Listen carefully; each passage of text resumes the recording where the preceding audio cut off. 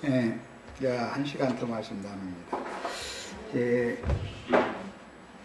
신명기 10장 6절로 9절 사이에 보면 그 징용이 세 군데가 나왔어요. 두 번째로 새 돌판에다가 계명 말씀을 받았던 그곳에서 떠나, 그러니까 그곳이라는 건 호렙산 아래에서 이제 떠나는 건데, 그곳에서 떠나 굿고다에 이르고, 그 다음에 굿고다에서 또 옅바다에 이르고, 이렇게 자꾸 움직이는 그 내용을 말씀을 좀 기록을 했어요. 그러니까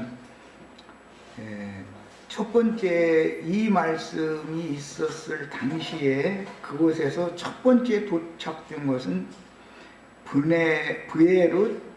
브네야 아간에서 길을 떠나서 모세라에 이르렀다. 이렇게 첫 번째 지명은 이렇게 표현이 됐어요. 여기 브네야 아간이라고 한 것은 아간 이야기 참 많이, 성경에 보면 아간 이야기 많이 나오죠. 이 아간은 에서의 후손이죠. 그래서 이제 그 원문대로 말하자면 그 약한의 아들들의 우물, 브네야 아간이라는 말은 약한의 아들들의 우물이라는 뜻이기 때문에 공동 번역에서는 약한 자손의 우물들이 있는 곳이라고 번역을 했어요. 그런데 이것은 이제 정확한 위치는 오늘날 신학자들도 알 수가 없다 이렇게 말하고 있고, 다만 아간이 에서의 후손이니까 에돔 족속의 땅 어떤 변방 어느 지역에 쓸 것이다 이렇게 짐작만 하고 있어요. 어쨌든 이 의미는 야간의 아들들의 우물이다, 그런 의미를 갖고 있는 거예요. 거기서 그 다음에 이제 떠나서 도착된 것은 모세라라는 곳이었다고 되어 있죠. 모세라라는 이 용어는 이제 징벌이라는 뜻을 갖고 있는데, 성경학자들은 그게 호르산 부근에 쓸 것이다 이렇게 짐작들 하고 있고, 민수기 33장 30절에는 여기 모세라를 모세롯이라고 표현을 해서 같은 그 지명을 발음이 이제 다르게 표기가 됐는데 다른 장소는 아니다. 모세라라는 곳과 모세롯은 같은 곳이다 이렇게 성경을 볼 땐 이해가면서 읽으시면 되고, 그곳에서 이제 오늘 말씀에 보면 아론이 죽었다 이렇게 되어 있죠. 모세라라는 곳에서 아론이 죽었다. 이것은 실제로는 이제 징벌이라는 그 지명이 의미하는 바를 염두에 둔다면, 아론이 금송아지 우상숭배 사건에 주동자였었기 때문에 이 모세라라고 하는 것, 모세롯이라고 하는 것 이후까지는 아론을 하나님이 용납하지 않았다라는 것을 이제 우리가 알 수가 있는 것이고, 그것은 불순종에 대한 하나님의 징벌 장소였었다, 이것을 알 수가 있어요. 그 다음에 이스라엘이 브네야 아간에서 출발해서 모세라에 도착했다는 그런 말씀은 나중에 민수기 33장 30절로 31절 거기는 읽고 오겠습니다. 그게 좀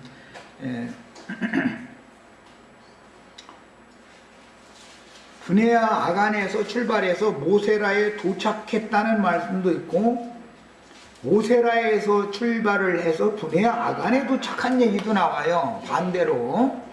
그렇기 때문에 이게 혼동할 수가 있어요. 자, 읽어봅니다. 33장 30절로 31절 민수기. 하스몬을 떠나 모세롯에 진을 치고, 모세롯을 떠나 브네야 아간에 진을 치고. 자, 이렇게 됐죠. 민수기에서는 모세롯에서 브네야 아간으로 움직였죠. 자, 그럼 우리는 이제 분해 아간에서 모세라라고 하는 곳으로 가는 이야기와 모세롯이라고 하는 것, 모세라에서 반대로 분해 아간으로 오는 이야기, 이런 것을 읽을 때 이제 혼동하시면 안 돼요. 왜 그랬을 것 같아요?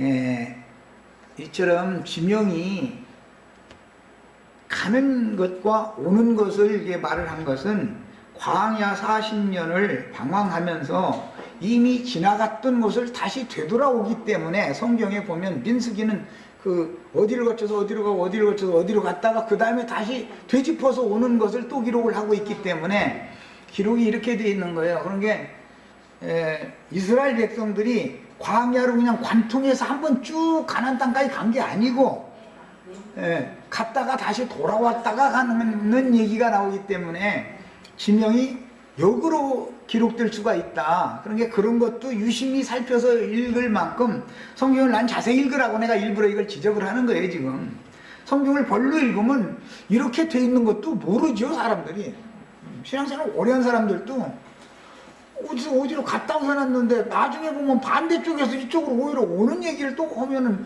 헷갈린단 말이야.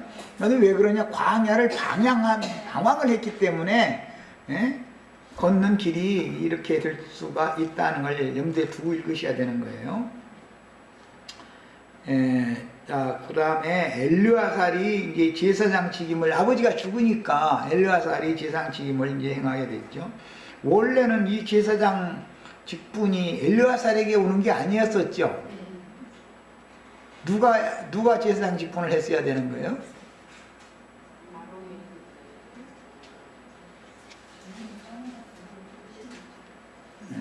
까먹었어요? 아론의 아들이 위로 두 아들이 죽었죠. 그러니까 성경 읽을 때는 자세히 읽으라고 내가 이런 걸 이렇게 얘기하는 거예요. 이건 삼자인데 제사장 직분을 승계하게 되는 얘기를 지금 한 거예요. 자, 그 다음에 모세는 아들들이 분명히 있죠. 그런데 모세 대신에 아들들이 인도 직분을 승계하지 않았죠. 제사장 직분만 승계를 혈통으로 승계를 하고, 실제 인도의 직분이라는 것은 모세에게 있었던 것이지 아론에게 있었던 게 아니에요. 그런데 모세는 혈통대로 지휘권을 아들에게 넘겨준 게 아니라 여호수아가 받죠. 지파가 전혀 다른 사람이. 야, 이런 것을 우리는 이제 다시 말씀드리지만 성경 읽을 때는 자세히 읽어야 된다. 율법 제도에 따라서 아버지의 직분을 승계하는 것은 제사장 직분뿐이에요. 엘리사 선지자가 아들이 엘리야가 아니죠. 엘리야의 아들이 에스겔이 아니죠. 혈통적으로 승계한 게 아니죠. 제사장 직분만 율법 제도대로 승계를 했어요. 자, 이것은 뭘 상징하냐? 훗날 예수님이 오셔서 모든 법을 완전케 하시기까지 일시적으로만 율법에 따라서 행해지는 제도였었다. 그러니까 이것은 법을 완전케 하면 폐해질 거죠. 자, 왜 내가 이 얘기를 하느냐면, 목사라고 하는 사람들이 오늘날은 큰 예배당 자기 아들한테 이렇게 물려주는 경향이 참 많죠? 그게 성경대로예요. 성경이 안 맞는 거예요. 그들이 생각할 때는 자신들이 저주받은 율법 제사장이기 때문에 그 짓을 한다, 그 말이에요. 내가 이 얘기하려고 그러는 거예요. 저주받은 율법 제사장이기 때문에. 그런 사람들은 모세롯까지 뺏기는 인도 직분 고난이 없다 말이야. 결국은 거기서 끝내야 될 사람들이다 이 말이야. 그것이 오늘 장소가 뭐냐? 징벌이다. 제사장을 징벌한다 하나님이. 그 말은 아론의 제사장 직분을 하나님이 지금 좋게 받아주고 있다, 그게 아니라고 지금 말씀하시고 있다. 이것을 봐야 된다 이 말이에요. 성경을 그냥 벌로 읽으시면 안 되는 거예요. 모세도 그러고 그 다음에 이사야도 그러고 실제적인 인도 직분, 선지자의 직분은 혈통적인 후손에게 승계되는 법이 없어요. 그래서 율법 제도에 따른 상속 제도가 율법 제도에서는 유다지파의 2세니까 유다지파에게 혈통적으로 왕권이 이어졌었죠. 그것은 폐해질 거죠. 그럼 완전한 게 아니다 이거예요. 제사장 직분도 레위의 육적 장자이기 때문에 육적 장자가 계속 승계를 했는데 그것은 폐해질 것이지 완전한 게 아니다 이 말이에요. 기본적으로 이걸 알아야 되는 것이다. 그래서 하나님은 구약 성경에 이미 하나님을 섬기고 인도 직분을 하나님 앞에서 하나님의 중성된 종으로 수행하고 이스라엘을 구원을 하는 그런 사사들을 세울 때 혈통에 따라서 세우지 않았다 하는 걸 아셔야 돼. 무엇에 따라서 하느냐? 나시린의 법이라고 하는 율법 외에 또 다른 한 법을, 상속법을 별도로 준다 이거예요. 나시린이라는 것은 하나님 앞에 온전히 전적으로 드려진 자라는 뜻인데, 아버지가 왕이었거나 아버지가 제사장이었으니까 아들이 제사장이나 왕을 승계한다 그러면 못된 놈이라도 그걸 승계할 수 있게 되겠죠. 내가 지금 하는 말을 잘 새겨서 들으셔야 돼. 엘리의 아들 흠니와 비느하스가 하나님 앞에 충성된 제사장이었어요? 못된 놈들이었어요? 대표적으로 못된 놈들이죠. 그런데 제사장을 하는 거예요. 아버지가 제사장이었으니까. 그게 뭐예요? 아버지가 당회장 목사님이었으니까 아들이 자라서 아버지 늙어서 가게 생겼으면 지가 또 그걸 한다. 이런 오늘날 이거는 안 맞는 짓을 하는 거다 이거예요. 하나님의 말씀을 모르기 때문에. 하나님은 나도간 형제도 마찬가지예요. 뭐 여기 내 아들 여기 있지도 않지만은 교회 모임을 이끌다 주님이 필요해서 나를 데려가시면 주님이 필요하신 사람을 종으로 세워서 쓰셔야 맞는 것이지, 내가 누구를 안수해서 세워놓고 이렇게 해서는 안 맞는 말이다 이거예요. 이게 하나님의 교회가 아니다 이거예요. 주님께서 누구를 세우실지 내가 어떻게 알아 그걸. 그러나 이제 감은 잡을 수 있지. 교회 생활을 같이 하다 보니까 아무래도 내가 가면 누가 이게 좀 아무래도 좀 은사가 나타난다라는 감은 잡을 수 있지만, 내가 너 해먹어 이렇게 해서 되는 게 아니다 이 말이에요. 이게 무슨 돈 버는 이거 회사도 아닌데, 세상 회사 같으면은 그게 물려줄 수가 있겠죠.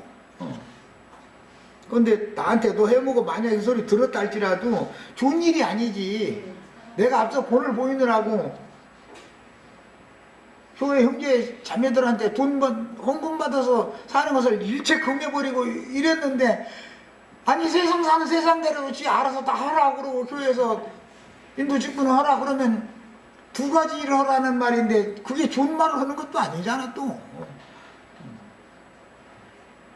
혈통적으로 엘르아살이 아론 대신해서 제사장 직분을 승계받은 얘기나, 혈통적으로 다윗의 아들 솔로몬이나 그 후계자들이 대를 이어서 왕위를 물려받은 것은 하나의 모형이 될 수는 있지만 영적으로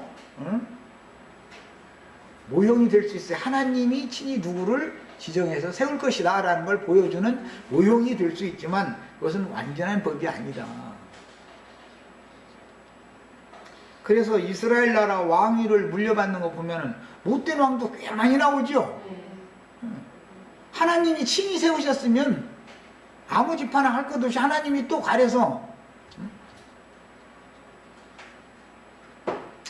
에브라임 지파 사울을 패하고 유다 지파 다윗을 세우던 것처럼 필요대로 그렇게 하나님이 세우셨으면은 하나님이 마음에 합한 사람을 매번 세울 수 있을 거 아니야. 그런데 이 구약 시대에서는 혈통에 따라서 했다 이거예요. 혈통과 육정과 사람의 뜻에 따른 그런 제도라는 것은 하나님의 마음과 맞는 것이 아닐 수가 있는 거다. 이걸 알아야 된다. 무슨 이런 것도 올라가면서 무슨 나는 신학교 졸업했으니까 뭐 이런 얘기 자꾸 싸고 이러면 참 이 사역을 승계하는 문제에 대해서는 너무 오늘날 교계가 어지러운 그런 상태고, 거기다 대고 또 요즘에는 남녀 평등하더니 이제 여성 상위 시대로 바꿔져 가지고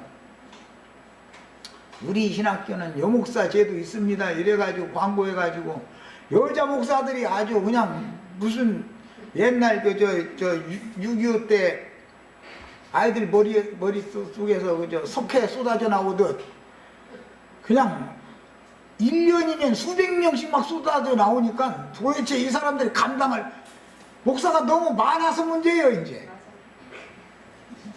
목사가 너무 많다 보니까 서로 옆에 예배당 손님 뺏어가면 저희끼리 싸우고 그러는 데고 앉았어. 이게 무슨 놈의 교회겠어 이게. 그게 주님이 교회겠어요? 성경이 없으면 없는 거예요. 성경에는 목사라는 말 자체도 없지만 목회자를 주님이 세울 때, 목자와 교사들을 세울 때 교회 중에 장로들, 감독자들을 세우시는 건데 여자를 그렇게 세운 일이 없어요. 성경 어느 구절에 여자가 감독자 노릇했다는 구절이 어디가 있어. 근데도 그냥 세상의 분위기에 편승해서 뭐든지 사람의 생각들 해버린다 이거예요. 말씀에 그런가를 생각을 않고.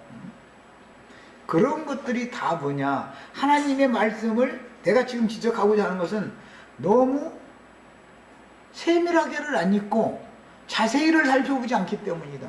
이사야 선지자가 증거를 할 때 보면은 너희는 하나님의 말씀을 자세히 상고해봐라 이러지, 그냥 너희가 보는 대로 그렇게 그냥 별로 그냥 대충 봐라 이런 말은 없어. 성경에는 대충 보는데 그 사람들이 잘하는 체험은 이것이 사람주의, 이게 큰일 나는 거예요.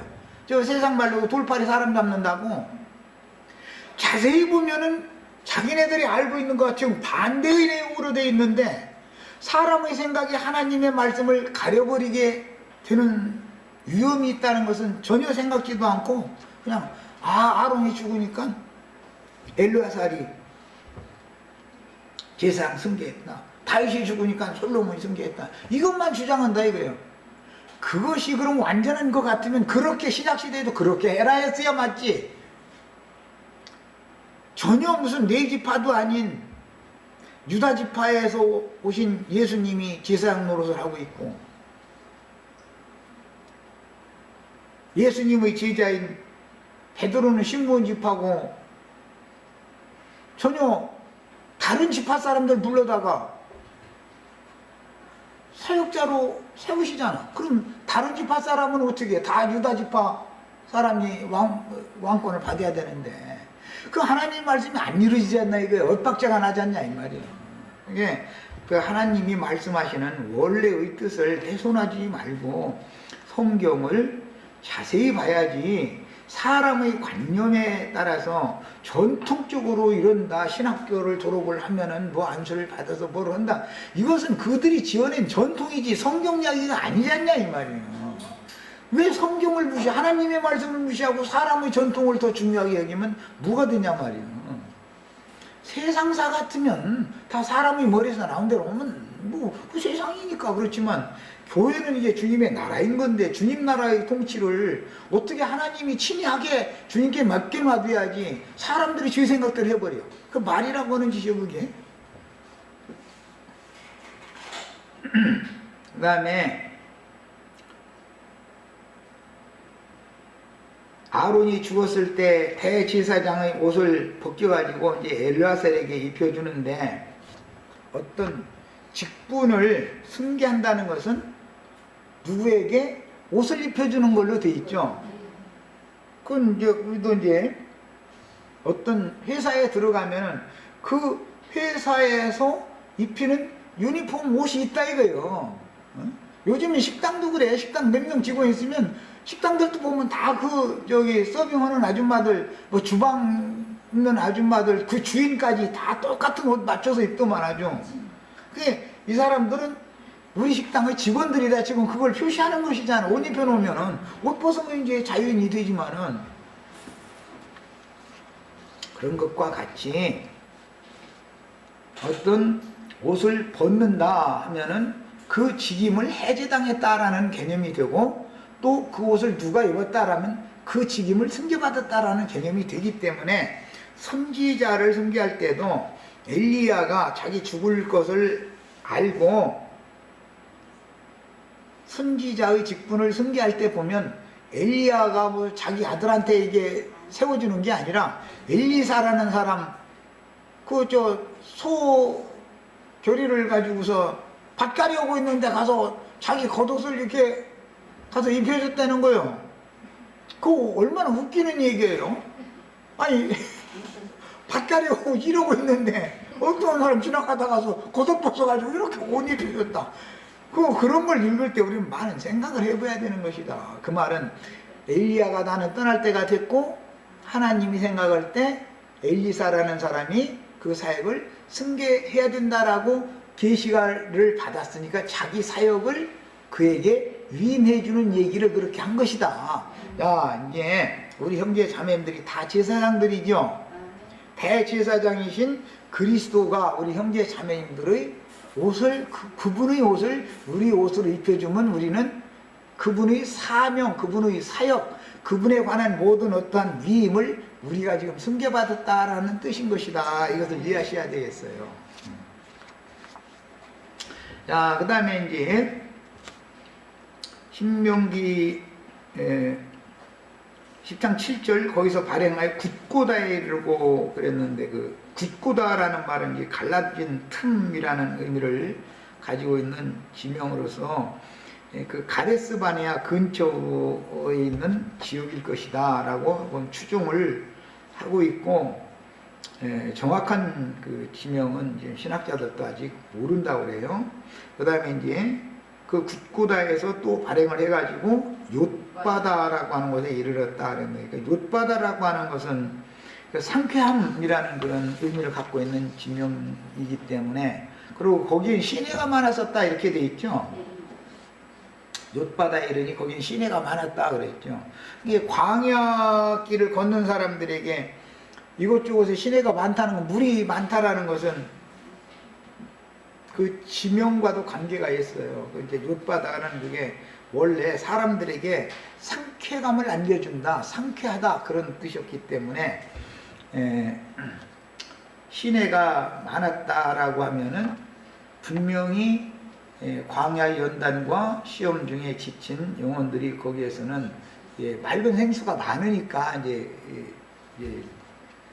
그 하나님의 많은 그 시험과 연단 중에서도 하나님은 또 쉴 수 있는 어떤 초수도 또 지나가겠다라는 걸 이제 알 수가 있어서 이런 말씀을 보면은 우리가 신앙생활을 하는데도 연단과 시험만 계속되는 것이 아니고 알지도 못하는 곳으로 주님이 인도를 하기 때문에 이렇게 거쳐서 가게 되는 건데 어느 곳에 가면은 쉴 처소도 있긴 있죠. 보면은 그리고 이제 지난 날을 돌아볼 수 있는 세수도 좀 하고 뭐 좀 시원한 바람도 좀 쐬고 그래야 뭐 도대체 그때 지난 날에 그랬는데도 그게 은혜였다 이런 말이 나오는 것이지 계속 시달리기만 하면은 예수 안 믿어 나도 어떻게 믿을 수가 없지.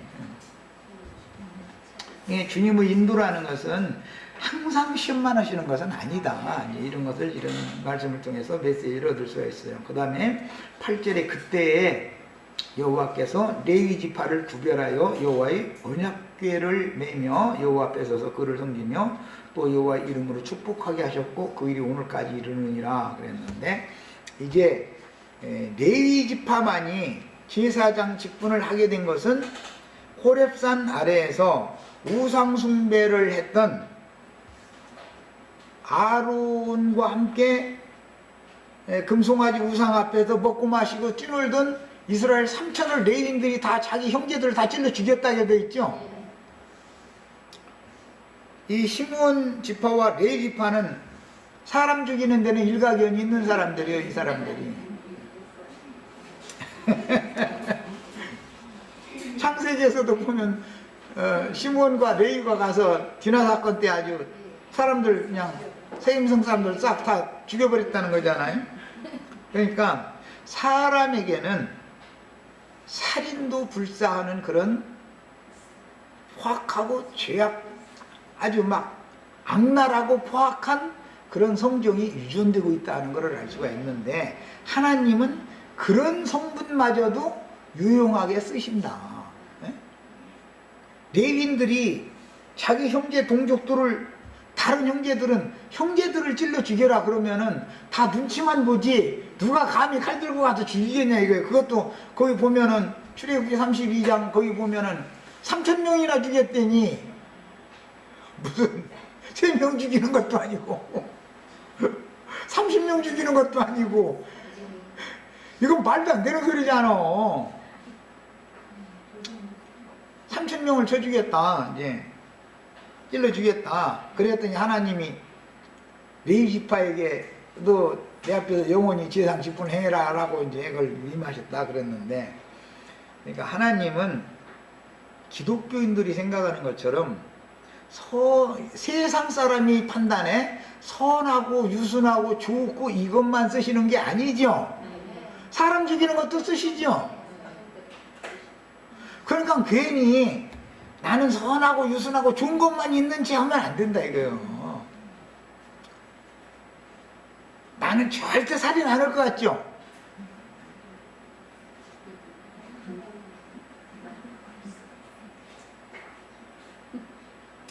은혜로 살인 않고 일생 살게 해주신 것이 은혜지, 귀신 들리면 살인을 안 할 사람이 어디가 있어? 돈 얼마 때문에 자기 부모도 죽여. 세상이 악랄한 귀신 씌어대면 부모도 죽여. 아니 좋게 부모고 내놓으라고 나 이게 돈이 필요하다고 그러면 안 주게 생겼거든. 이게 하는 짓이 말이야. 너 젊을 때부터 가서 이 돈 지금 또 주면 또 갖다 너 며칠이나 가겠냐. 나 눈 흙 들어가걸랑 흙 속에 들어가거든. 그 다음에 너 8월을 먹든지 갖다 날개를 먹든지 알아서 하고 나 살아있는 동안 안 준다 이럴까 무서니까 몰래 와서 부모 죽이고 그런다는 거야. 내가 전에 뭐 누구한테가 들은 소리인데 그 뭐 요양원인가 뭐 어디 있는 그 부모님 앞에 와서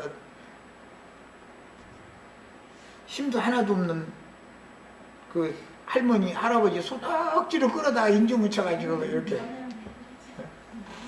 서려다 손두장 잡고 여기도 찍고 저기도 찍고 그래가지고 간대잖아. 그 왜 그런지 알죠? 뭘 눈치 못 챘는가 보다. 그럼 뭐 순진해가지고 그렇게 이렇게 순진하게 사는 게 좋은 거야 사실. 모르는 게 좋아. 부모님 죽기 전에 그 재산 다른 동생한테 주지 말고 나한테 다. 그래서 내가 내 앞에 옮겨놓겠다. 그래서 우리 어머니가 지장 찍어줬다 하려고 그런 거 아니야 지금. 그 서류 다 준비해가지고 와갖고. 이렇게 악랄한 거요. 인간이라는 거는 괜히 선한 채 정말 내 말로는 꼴값 들고 앉았는 거예요. 하나님 앞에서. 있을 수 없는 거예요. 사람이라는 것은 사람 속에는 포악한 성정도 있고 물론 유순하고 좋은 성정도 있고 여러 가지가 복합적으로 다 있는데 하나님은 여러 가지 모든 것을 다 유욕적절하게 쓰실 수 있는 분이다.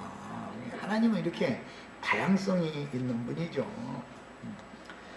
그렇다고 또 그러면 살인하는 것도 쓰셨느냐고 또 이러면 역사상에는 레위인들이 자기 형제들을 찔러 죽였다니까. 무상숭배한 자들은 내가 도저히 나 같이 갈 수 없다. 이런 사람들은 난 같이 않겠다. 그러니까 다 죽여라 그랬더니 아무도 칼 들고 나서는 자가 없는데 레위인들은 아주 그냥 칼 들고 막 나서더니 형제들 무자비하게 3,000이나 다 죽였다는 거예요. 그런 걸 보면 레위인들이 구약의 율법적인 레위 제사장 그 직분을 이어받은 그 사람들이 피 흘리는 데 빠른 그런 포악한 성정을 다 갖고 있었다는 걸 알 수 있는 거예요. 물론 이제 이런 것은 예표가 되어져서 신약시대에 영적으로 적용을 하자면 교계에 다 우상숭배하고 있는 거죠. 교계에 가서 전도를 해서 세상을 향하던 옛사람을 다 말씀으로 죽이는 거예요. 이제 이건 진짜 칼로 뭐 칼로 물리적으로 사람을 죽이는 게 아니라 말씀으로 옛사람을 죽이고 뉘우치고 돌이켜서 새 사람이 하나님께 나가서 연락되게 하는 이제 그런 것을 모형적으로 물론 보여주는 거예요. 그림자도 돼요. 그러나 사람이라고 하는 것은 다 사람들이 생각하는 것처럼 선하고 좋은 그런 성질만 갖고 있는 것이 아니다. 그래서 나 자신을 볼 때는 언제나 양면적용을 다 할 줄 아셔야죠. 그 다음에 레위지파를 구별하신 말씀이 나왔었어요. 이스라엘 12지파 중에 특별히 레위지파가 성막봉사의 직임에 선택된 이유는 출애굽기 32장에서 25절에서 29절 사이에 보면 지금 내가 쭉 말씀을 드린 금송아지 우상숭배에 연루된 자기 형제들 다 가서 그냥 칼 가지고 와서 그냥 인정사정 없이 다 그냥 도륙내서 죽이는 일에 쓰임을 받았기 때문에 하나님은 어떤 때는 즉 그 백성들이 우상숭배에 연루될 때는 그들을 절대 용납하지 않는 엄격한 분이다 라는 거, 이것을 보여주는 한 면이 있음과 동시에 제사장으로 쓰임을 받으려면 그런 강한 영도 필요하다라는 걸 알 수가 있고, 교회 사람들이 생각하는 것처럼 전도할 때 좋은 말로만 하면 될 줄 알지만 그게 아니다. 그들의 귀에는 쳐서 말을 하고, 뭐 구약시대에 레위지파가 자기 동족을 칼로 이렇게 찔러 죽인 건 그때 당시 역사적인 사실이었지만, 전도를 하는 문제 영적으로 적용할 때는 하나님의 말씀을 가지고 고지고대로 바르게 전도를 해가지고 옛사람을 우상숭배에 연루된 옛사람을 죽여버리고 새사람으로 거듭나게 하는 것을 상징한다라고 적용을 해봤다는 것을 지금 말씀드린 거예요. 그 다음에 이제 그들에게 언약궤를 매이게 했다. 이 말은 언약궤를 맨다는 뜻은 그리스도의 간증을, 계시록 용어로는 주님의 촛대를 어깨에 맨 사람들이, 짊어진 사람들이 일곱 교회의 사자들이잖아요. 이런 것을 상징한 것이다. 언약궤는 그리스도의 간증이에요. 그 언약궤 속에 하나님의 신성의 모든 것이 거기에 들어있는 거니까. 그래서 이제 우리가 복음 말씀을 가지고 어디에서 어디로 가면은 사실은 언약궤를 메고 가야지 빈몸으로 가서는 안 되는 것이다 이거야. 더구나 아니면은 율법 관념을 가지고 소구루마에다가 언약궤 실려서 가면 안 된다. 사람이 직접 언약궤를 메고 가야 되는 거다. 이제 이것을 알 수가 있어요. 그러니까 주님의 나라가 확장되는 문제는 참 중요한 문제고, 교회에서 그에 대해서 참 지대한 관심을 가지고 선교를 열심히 하고는 있지만, 그런데 방법에 있어서 잘못하면 안 된다 이런 말이에요. 무슨 돈을 들여서 선교사를 막 파송하고 이런 얘기만 날마다 했었는데, 물론 그것도 필요하지요. 한 면에서는 외국에도 전도를 하고 해야 되니까. 그러나 중요한 것은 나시린으로 하나님께 완전히 드려진 사람이 중요한 것이지, 사람이 누구냐가, 사람을 하나님이 얻으시면 능히 하나님의 일을 할 수가 있지만 돈으로 뭘 자꾸 하려고 해서는 안 된다. 얼마 전에 그 중국 선교에 대해서 내가 들은 얘기인데, 처음에는 중국에 선교사가 갈 때 사람들이 참 순수하게 받아들였다는 거예요. 그러더니 예배당에서 어떤 목사가 갈 때마다 헌금을 한 보따리씩 가지고 가가지고서 뭐 이것도 주고 저것도 해주고 막 돈 뿌리고 다녔으니까 나중에는 말씀을 들으러 모이는 것이 아니라 선교사 자기네들 그 예배당 지어준 목사님, 그 본교회 목사님이 오신다고 그러니까 이번에는 돈 얼마나 갖고 왔나 그것만 보더라는 거예요. 그래서 중국 선교에 그렇게 실패했다. 이제 그 원조가 저기 저 여의도 거기 있는 컨 예배당 그 원조지 아주. 그게 뭐냐? 돈으로 뭐든지 어떻게 하려고는 이거는 전혀 안 맞는, 성경과는 안 맞는 일이다. 그것은 전도를 하다 보니 돈이라는 것도 부수적으로 경비도 필요하고 필요할 수가 있는 것인 것이지 돈만 있으면 뭐든지 다 한다라 이런 생각을 바꿔야 된다. 사람이 중요하지. 완전히 들여진 사람이. 자, 그 다음에 이 문제는 이제 훗날 다윗이 언약궤를 메고 옮겨야 되는데 그걸 무시하고 소구루마에다가 실려가지고 언약궤를 옮기다가 그 우사라고 하는 제사장이 죽었죠. 아니 내내 소가 요동하지 않고 잘 가더니 어느 만큼 가니까 소가 날뛰더라는 거예요 갑자기. 그러니까 그 수레에 올려있던 괴가 떨어지려고 하니까 그 뒤따라가던 우사가 가서 아이고 여기 수레에서 내려오시면 되느냐고 이렇게 떠받치려고 그랬는데 꽈당 하고 치니까 그냥 그냥 직사하고 죽었다는 거예요. 말하자면 그 괴에 맞아 죽었다는 거거든요.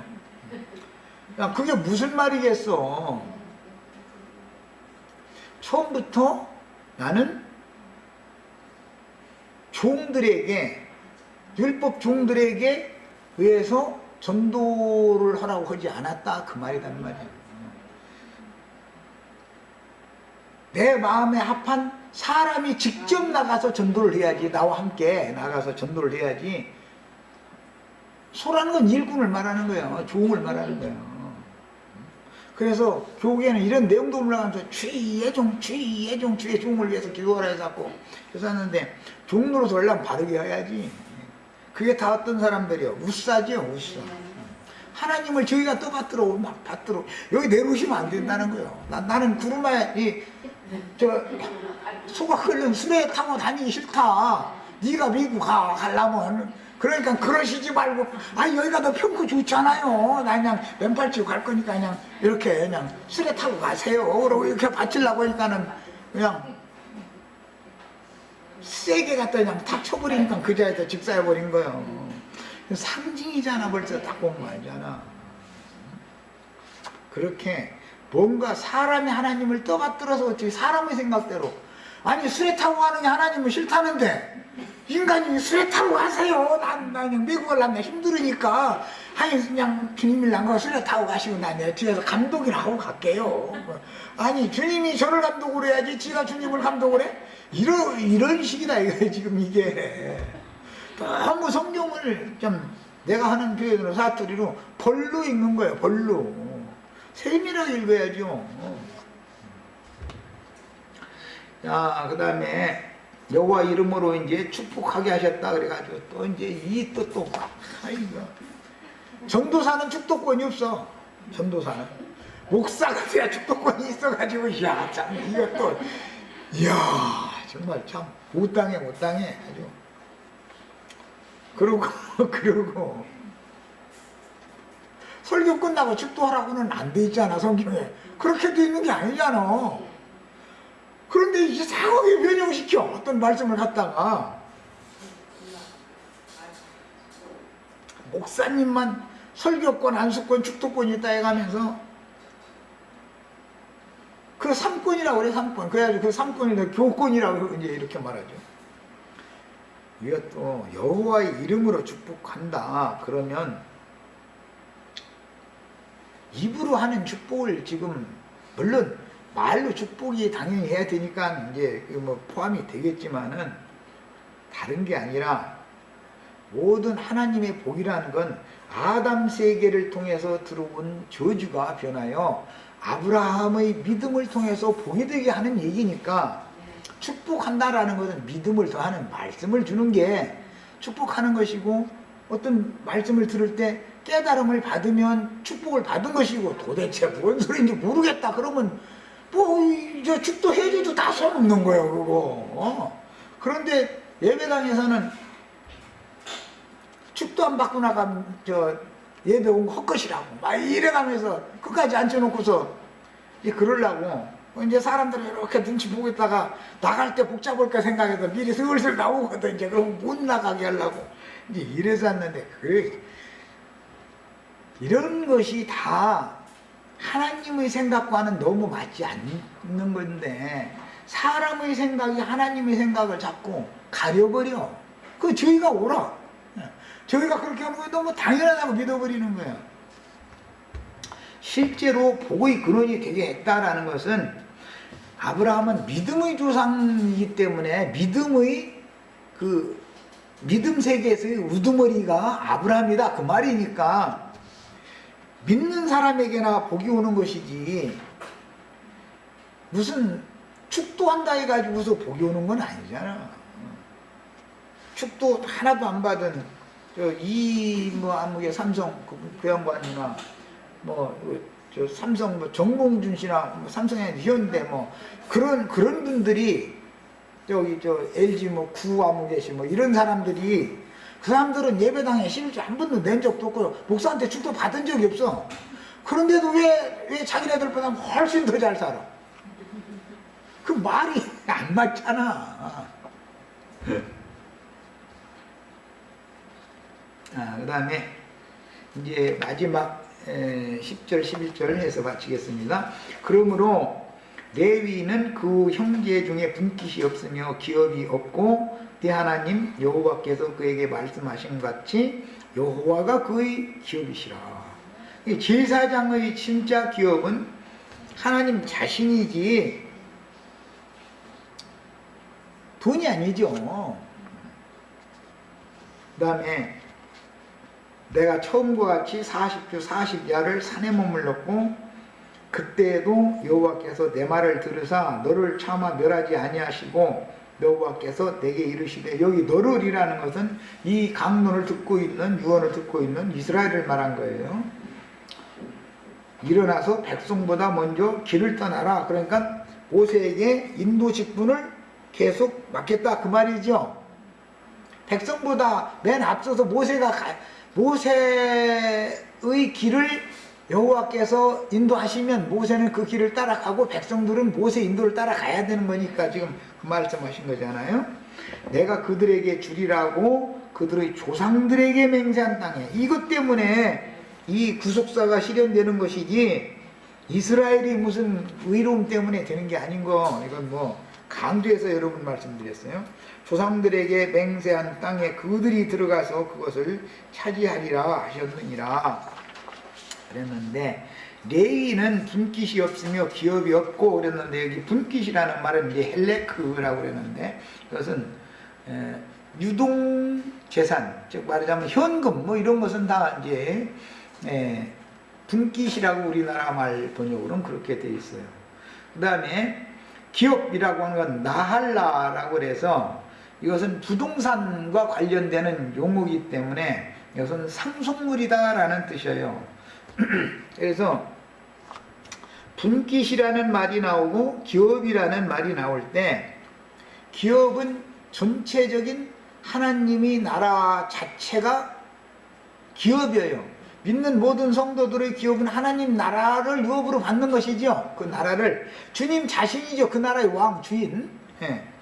자, 그리고 분깃이다 그러면은 이것은 나누어준 각자의 몫을 말한단 말이야. 각자의 몫을. 이게 교회는 우리의 영원한 기업이 되는 것이고, 교회 중에 나에게 어떤 은사와 어떤 직분을 준 몫이 있죠. 우리는 교회 중에는 많은 성도들이 각양의 은사와 그 은사에 따른 직분을 맡은 사람들이 교회에 다 모이면은 모든 은사와 모든 직분이 다 합쳐져야 주님이 교회가 되는 거잖아요. 이런 이치를 이제, 그러니까 광의적으로 말할 때는 기업이라고 말을 하고, 각 사람에게 말할 때는 분깃을 받았다 이렇게 말한다 그 말이야. 그 다음에 레위 지파 사람들이 다른 형제들과 같이 땅의 분깃이나 기업이 없었던 것은 하나님 나라에서 하나님을 위해 헌신하는 직무를 전담하는 것과도 관계가 있지만, 장자 상속권과 관련하여 장자에게 갑절의 몫을 줘야 하므로 12등분된 땅의 기업을 어느 지파는 빠져야만 두 몫을 받는 어떤 지파가 나오는 것이죠. 율법 말씀을 응하게 하려면. 그래서 12덩어리 땅임에도 불구하고 한 지파가 빠지게 해놔야 그 다음에 어떤 장자권을 가진 지파는 두 덩어리 땅을 가질 수 있게 만들어라고 이렇게 이제 하나님이 경륜에 따른 거예요. 그 다음에 많은 사람들이 하나님이 우주 만물을 창조하시고 그 다음에 사람들을 창조하시고 구속하신 목적이 뭐냐라는 것에 대해서 정확한 답을 모르고 있어요. 뭐냐? 죄악 가운데서 사람들을 구속해서 그리스도 형상과 모양이 되도록 만드는 사람들로 하여금 하나님 나라를 세우게 해가지고 그 나라의 상속자 후사, 그 나라를 기업으로 받을 아들다운 아들들이 나타나서 결국은 하나님 나라가, 영원한 하나님 나라가 이어지는 것, 그것이 하나님의 우주적인 목적이에요. 그런데 이제 어떤 사람들은 중간까지 온 사람들이 있어요. 우리가 신앙생활하는 목적이라는 것은 우리가 하나님의 형상과 모양이신 그리스도 형상과 모양으로 만들어지는 것이다. 여기까지는 하는 사람들이 있죠. 이것도 모르는 사람들은 뭐 이제 날라리들이고, 그것이 목적이 아니죠. 그렇게 하는 목적은 뭐예요? 하나님 나라를 세우게 해가지고 그 나라를 상속해 기업으로 물려받게 하려는 것이다 이 말이에요. 여기까지 완전한 데까지 우리는 다 나가야 되겠어요. 자, 여기서 마칩니다.